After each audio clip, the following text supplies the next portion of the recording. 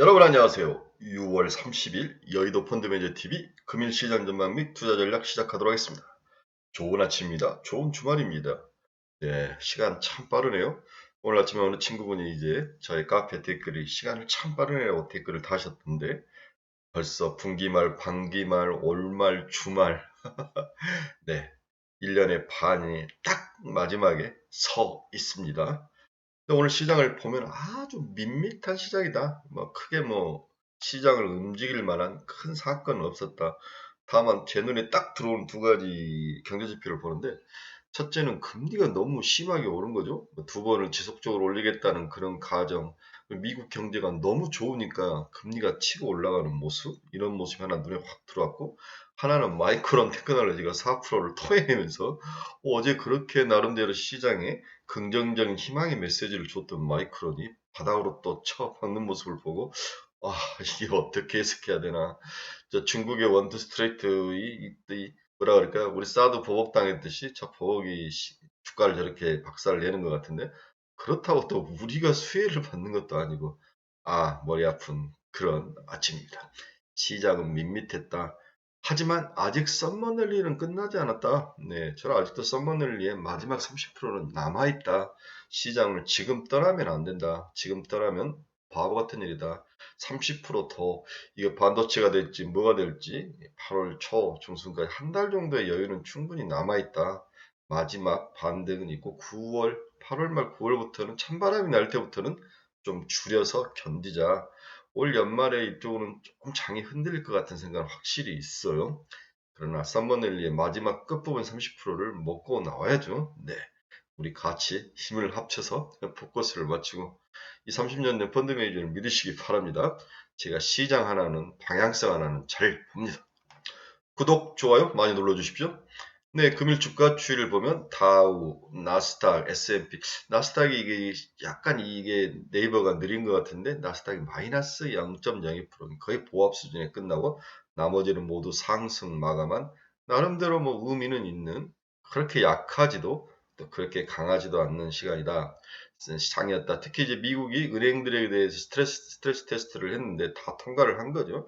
이 스트레스 테스트라는 것은 온갖 위기가 왔을 때 은행들이 고객들에게 돈을 내주고 잘 견딜 수 있는가 이러한 상황을 점검을 한 거죠. 이 점검을 좀 가혹하게 했을 확률이 높아 보이는데 다 통과를 했다. 이러한 반가운 소식으로 은행주가 많이 속해 있는 다우와 S&P들이가 올랐다 이렇게 볼 수 있습니다. 반대로 이제 기술주가 많은 우리 나스닥은 금리가 많이 오르면서 영향을 좀 많이 받은 것 같아요. 엔비디아도 마이너스 대신 테슬라하고 애플이 플러스 상승으로 버텨쓰면서 기술주는 버텼는데 애플이 이제 다우에 속해 있으니까 네, 엔비디아 하락, 테슬라가 좀 잘 버티고 있지 않나 그런 생각을 해봅니다. 네, 금일시장 키포인트 한번 봅시다. 금일시장의 가장 중요한 것은 1분기 GDP가 수정치가 나왔다는 거죠. 확정치가 나왔다는 거죠. 2.0.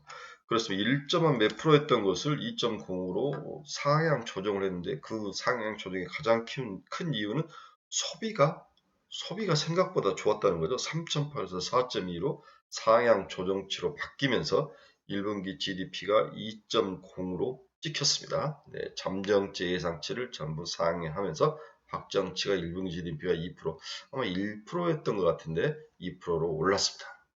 여기에 또 주간 실업보험 청구 건수가 23만 9천 명. 지난주에 어떻게 됐습니까? 26만 4천 명이었던가요? 네, 그래서 약 2만 명이 마이너스, 2만 6천 명이 마이너스 되면서 한 달 내 최저치를 기록했다. 이 두 지표만 봐도 미국 경제가 확실히 강하게 버티고 있다. 여기에 주식이 정말 잘 되면서 부의 효과가 들어가면서 계속 소비를 하는 거죠. 일반인들이 가지고 있는 테슬라, 애플, 엔비디아 이런 종목들이 계속 오르면서 미국의 국민들에게 주머니를 두둑하게 해주면서 소비가 줄지 않는 거죠. 이 좋은 주식 시장을 FOMC가 페드가 왜 모르겠습니까? 이걸 죽일 수도 살릴 수도 없는 그 고민 속에서 균형을 잡기 위해서 줄타기를 하고 있는데 한국도 마찬가지입니다. 주식시장이 지속적으로 하락을 하고 26,000을 뚫고 올라오고 이러기 때문에 소비가 죽지 않는 거죠. 차도 사고 음식 주말에 가족들과 회식 식사도 하고 놀러도 다니고 이게 전부 다 그 늘어난 주린이들의 주머니가 나름대로 오르면서 좀 약간 두둑해지는 이 과정. 웰스 이펙트. 이게 가장 중요한 현재 소비가 빠지지 않고 버티는 가장 큰 이유다. 물론 반대편에 CPI 쪽에서는 이것 때문에 이제 빠지지 않는 것들이 있는데, 하지만 물가도 중요하지만 경기가 침체에서 오는 물가 빠지고 경기 빠지는 것보다는 물가는 좀 오르지만 경기가 좋고 소비가 느는 게 훨씬 더 서민들 살기는 낫지 않을까 그런 생각을 합니다. 물가 오르면 좀 덜 먹고 덜 쓰면 되죠.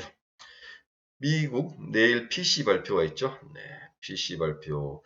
뭐 파월이 그런 PC가 4.7%를 예상을 했습니다. 네, 생각보다도 높은 상황인데 지난달과 좀 비슷한 것 같은데 그런 PC가 에너지와 음식을 제외한 그런 PC가 4.7이면 굉장히 녹록지 않죠. 높은 수준이다 이렇게 봐야 될 것 같아요.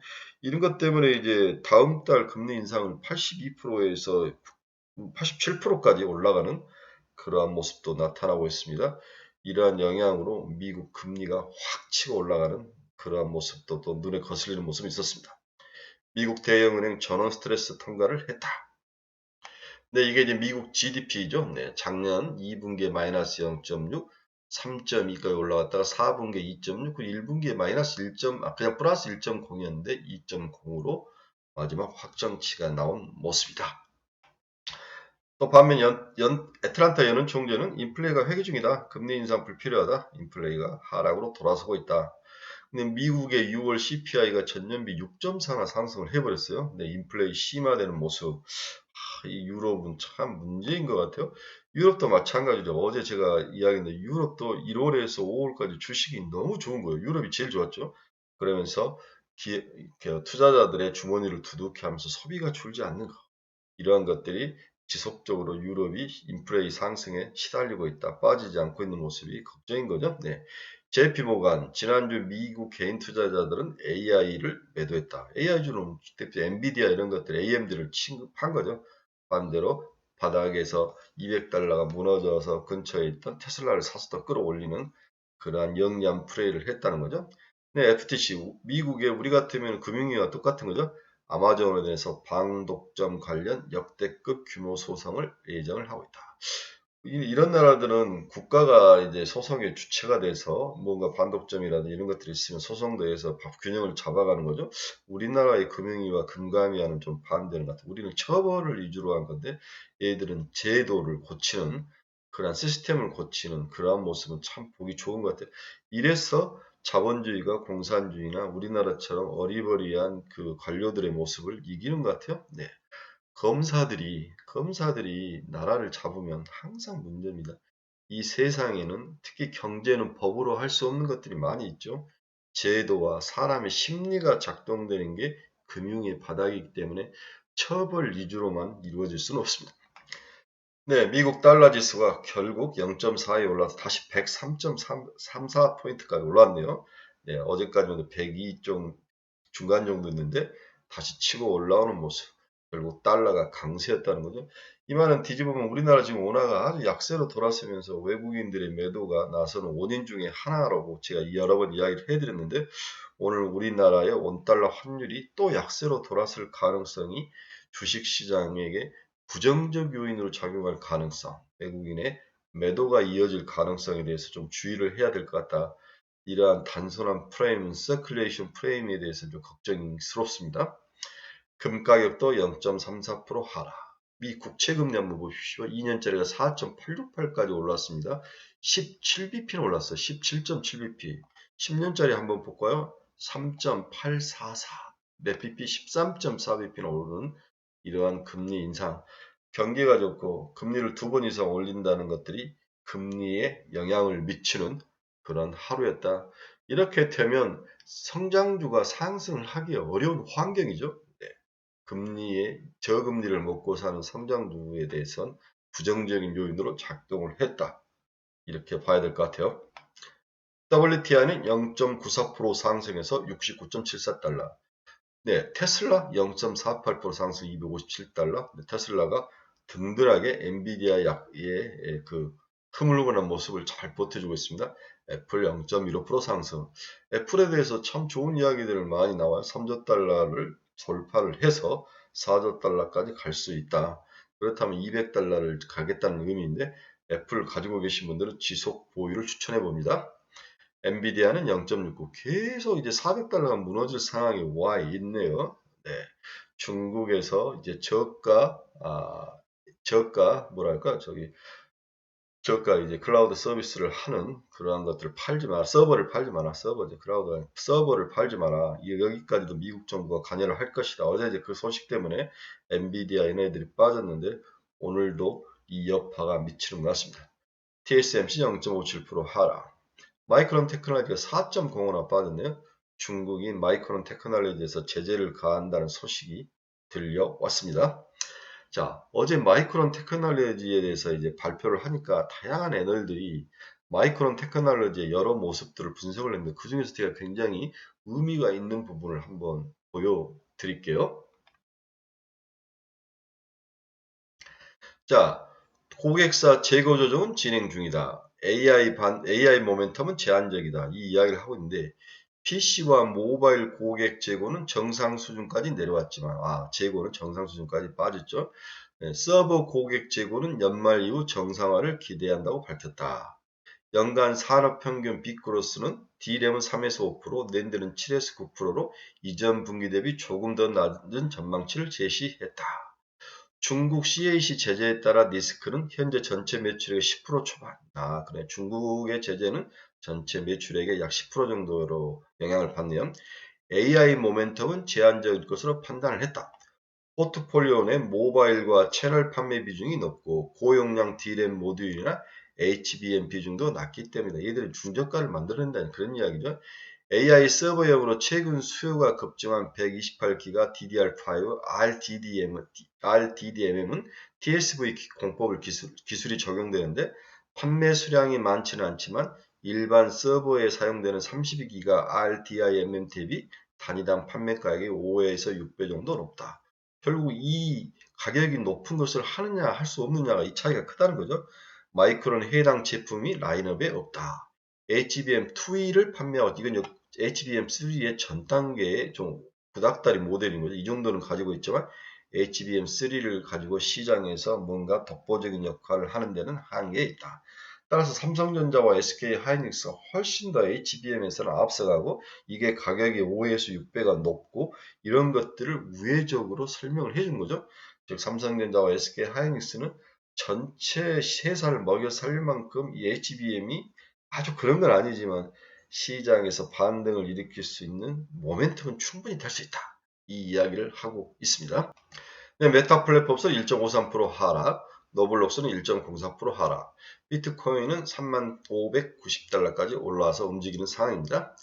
네, 결론을 한번 봅시다. 글로벌 경기와 증시가 이렇게 교착 국면에 접어든 이유는 뭐냐? 교착 국면이라는 것은 움직이지 않고 뭔가 껌딱지처럼 딱 이렇게 붙어있는 그런 상황을 말을 할 수 있는 이유가 하반기 미국 GDP 성장률이 지금보다는 안 좋을 것이다. 1분기는 좋았는데 오늘 2%까지 올리면서 하반기는 전반기보다는 좀 낮을 것 같다. 이 큰 어떤 아웃라인이 딱 그려진 거죠. 국채금리가 하반 경직성이 강화가 되고 있다. 연말로 갈수록 경제 활동에 미칠 금리 부담이 확대될 것이다. 앞에서도 오늘 금리가 17bp, 15bp씩 올라가면서 금리가 하방으로 더 내려와야 되는데 내려오지 못하는 상황. 그렇죠? 네. 세 번째로 중국 경기 모멘텀 불확실성. 이 세 가지가 현재 글로벌 경기와 글로벌 증시를 교착 상태로 밀어넣고 있다.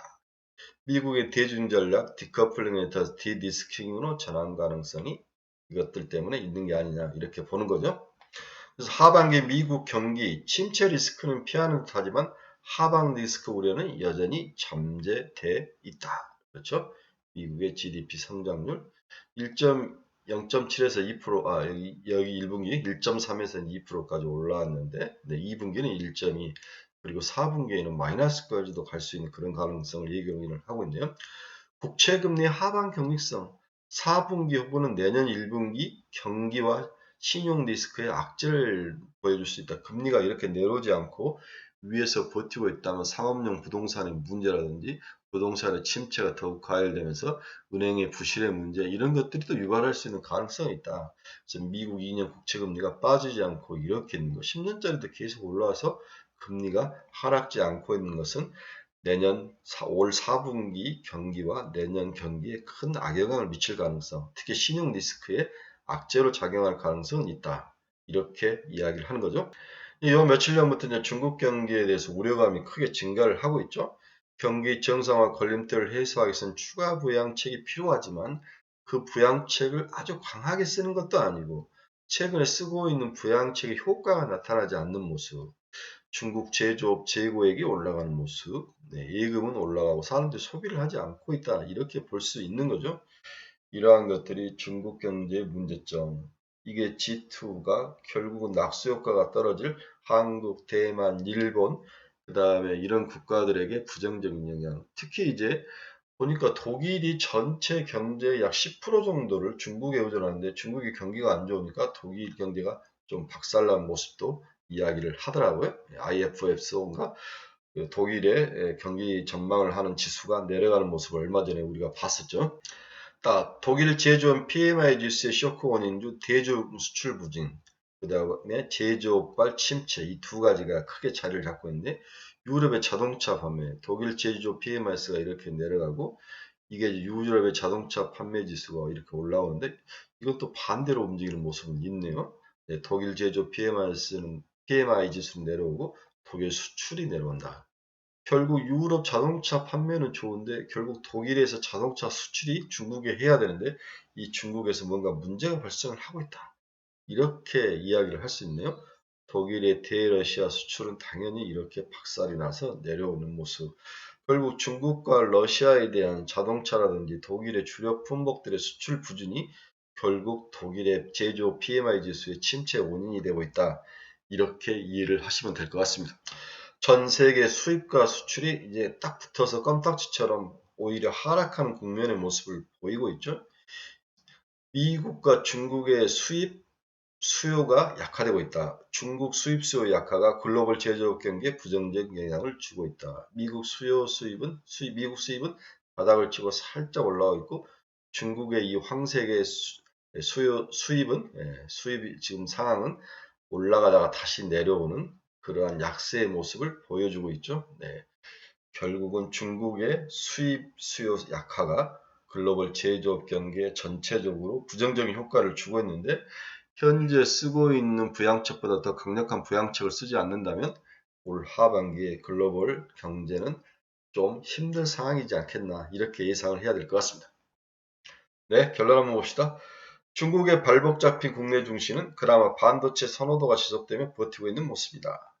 마이콘의 바닥 탈출 가능성이 삼성전자, SK 하이닉스에게 긍정적인 효과를 주고 거기에 근처에 있는 서프라이 체인들에 대해서 긍정적인 시각이 들어가면서 어제 반도체주가 나름 선방을 했죠. 하지만 코스피는 반도체만으로 움직일 수는 없죠. 나머지 시가총액의 67%를 차지하고 있는 2차전지, 자동차, 건강관리 업종 등 이런 쪽에서도 반등이 나타나야 됩니다. 현재 자동차 산업을 제외하는 뚜렷한 모멘텀이 나타나지 않고 있다는 게 우리나라의 향후 지수의 추가 상승에 좀 부정적인 요인으로 작용을 하고 있다. 2차전지는 고평가 시각이 확실히 있죠. 저는 2차전지 전고점을 뚫고 가기가 생각보다는 쉽지는 않을 것이다. 따라서 2차전지는 여러 번 이야기했던 박스권 트레이딩이다. 고점은 팔고 밑에 기다리고 있다가 또 저점 되면 사고 이 정도에서 한두 번 하고 끝나야 될 것 같다. 이렇게 볼 수 있습니다. 마이크론이 4% 이상 빠지면서 오늘 한국 시장에서 반도체 관련 기업들이 또 어떤 모습으로 작용할지 한번 봐야 될 것 같습니다. 반도체 영역인 이에는 지속적으로 눈에 들어오는 종목은 없는데 제가 계속 이제 2분기 실적 발표되는 종목들 리스트를 주요목을 쭉 보는데 역시 건강기계 그렇죠. 우리 미용기계 쪽은 수출이 확실히 좋은 것 같아요. 한 번 정도 더 올라갈 가능성 미용기계들 이런 분야들은 확실히 좀 좋아 보이는 모습. 그 다음에 이제 좀 좋아 보이는 게 항공 같은 종목들이 점점 부정적으로 봤었는데 항공 같은 대한항공이나 이런 항공들이 항공주도 빠지고 굉장히 실적이 좋은 모습들이 또 보이더라고요. 또 기계, 전력기계 같은 기업들 이런 기업들은 확실히 눈에 들어오고 있습니다.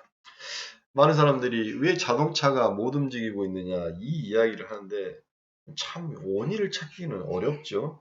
하지만 제가 보기에는 자동차는 글로벌 시장에서 한국은 마이너라는 거죠. 마이너. 예를 들어서 독일 BMW를 살래, 현대차를 살려면 BMW를 살려고 독일을 산다는 거죠. 네, 자동차는 독일 가서 사고 한국은 2차 전지나 반도체나 산다는 거죠. 자동차 자체에 대한 매력, 이 분야는 그저 중간급 정도이다. 그래서 숫자가 아무리 올라와도 자동차는 미국 거나 유럽 거를 채우고 한국 것을 채우지 않는 그거, 또 일본 거를 채운다든지 이러한 모습들이 그러니까 보이지 않는 선입견들이 예, 자동차 시장을 억누르고 있다. 이렇게 볼 수도 있다. 이렇게 저는 개인적으로 생각하고 또 지금 우리 현대차와 기아차만 빠르게 이제 전기차로 전환을 하고 있는 게 아니죠. GM, 포드, 유럽 차들이 또 빠르게 이제 전기차로 전환하는 모습. 여기에서 경쟁이 테슬라를 제외하고는 정말 무차별하다. 그렇죠? 매력이 그렇게 부각되기는 좀 힘들다. 이런 면들로 자동차가 가지 못하는 그런 원인 중에 하나이지 않을까 그런 생각을 해봅니다. 네, 주말입니다. 네, 주말이고 여러분들이 이제 오늘이 주말이고 월말이고 분기말이고 이런 것들이 있는데 이러한 상황 때문에 주식시장이 그렇게까지 긍정적이진 않지만 잘 버티시길 바랍니다. 또 주말에 또 좋은 종목들 잘 연구해서 7월에 또 올라갈 종목들도 한번 찾아내야 되죠. 네. 여러분 중에서 투자의 방향성을 잃어버린 친구분들은 저희 카페로 오십시오. 가지고 있는 종목 상담이 필요하신 분들 저희 카페로 오십시오.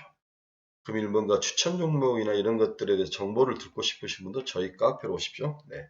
저희 카페에 와서 특히 자기가 가지고 있는 고민된 종목들을 많이 상담하시면 제가 친절하게 상담을 해드립니다. 네, 여러분 즐거운 주말입니다. 힘내시고 화이팅 하시고 집중력 잊지 말고 오늘도 우리가 모르는 대박의 모습이 나타나기를 간절히 기도해 봅니다. 여러분 감사합니다. 일요일 뵙겠습니다.